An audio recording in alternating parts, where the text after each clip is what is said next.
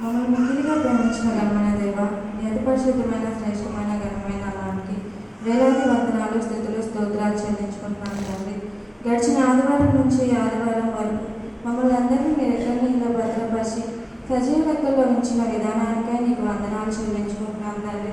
ఇదిగోటి నాయన గడిచిన సంవత్సరం తండ్రి యోగ్యతగా చెల్లించుకుంటే ఆయన అనుగ్రహించారు, నీకు వందనాలు. అదేవిధంగా ఈ సంవత్సరం తండ్రి ఈ సండే వరకే ఏర్పాటు చేయడం